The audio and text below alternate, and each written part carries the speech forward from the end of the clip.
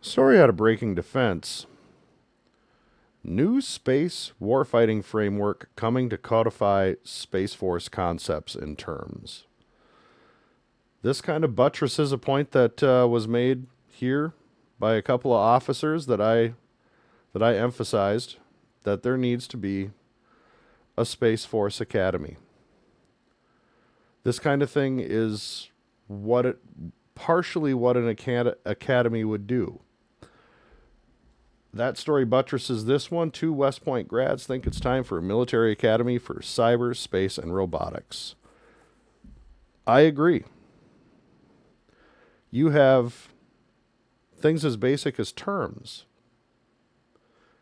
that need to be adopted and worked out. A lexicon that's used within the service to identify things. You've got to have that. These things are worked out a lot of times in these academies. These academies are places where thought on doctrine, on wargaming, occurs. Yes, it's the training ground for young officers. I understand that. But it's also a place where those officers wargame against each other. And when they get older, they come back and they do wargame against each other. And it's part of the curriculums. And those lexicons that are used in those war games, that are used in those doctrines, that's used on the battlefield, are worked out in these academies. I think it's imperative that the Space Force have an academy. The Space Force is about to become the preeminent armed force on the planet. On the planet. Because the high ground is no longer 60, 70, 80, 100,000 feet. The high ground is frankly lunar orbit, geostationary orbit. It's space. And you've got to have a lexicon. You've got to have a doctrine. You've got to have the war fighting techniques. You've got to have them war gamed. You have to have a place where these thoughts are allowed to be brought out, put on paper, put on computer, tested, retested, then tested again.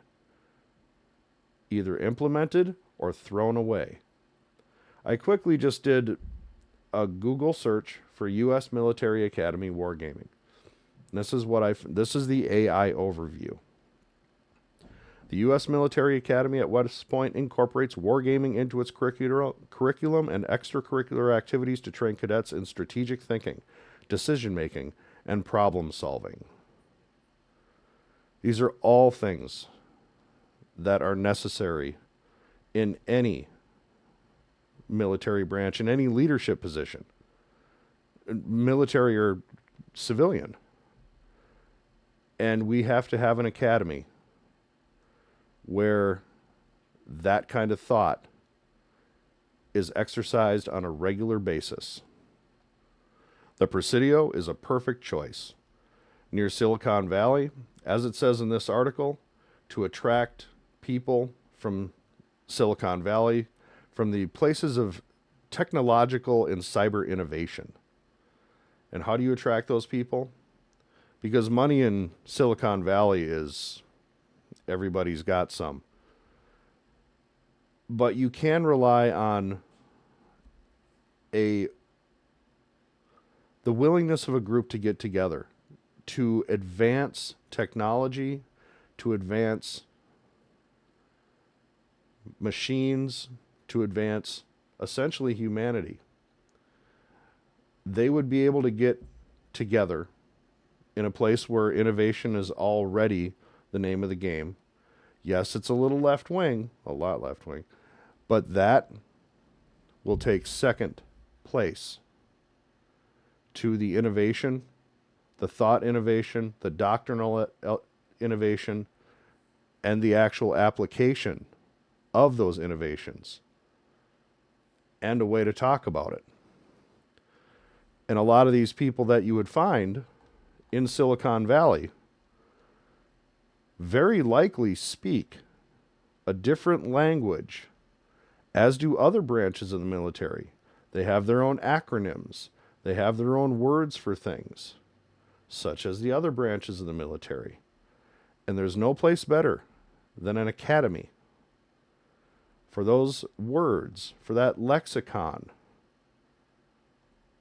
for that warfighting framework to be put together, combined with warfighting, wargaming, decision-making, problem-solving, strategic thinking, critical thinking. Critical thinking may be the most important part of that. The critical thinking needs to be something that is taught, and when you're trying to find people of a cyber, a technological, a forward-thinking mindset, you need to go to the place where that is the predominant thinking, and that is Silicon Valley. And that would be the Presidio. They suggest in this article, it would be based on a reserve format where you do 2 weeks a month, 1 weekend a month, 2-3 weeks a year with your unit, and the rest of the time you're in civilian life. I think that's a great way to do it, because again, it's not money that's going to be the draw here, because money in Silicon Valley is, well, it's ubiquitous. Everybody's going to have it. But as it says in the article, and I found it right here, for example, they can go into the reserves. A student can graduate into Space Force and maybe work 1 weekend a month or 2 weeks a year in their Space Force unit. But they might also be working at SpaceX or Rocket Labs, Laval said. Either they'll find a problem in their unit, and maybe they'll see an opportunity to learn something in their private sector company and bring them to each other and bridge the private-public sector gap, which is another thing that needs to happen. You can't have this onerous bureaucracy dictating everything. You must bring in innovation from the private sector and bridge that gap, and that would be a wonderful way of doing it.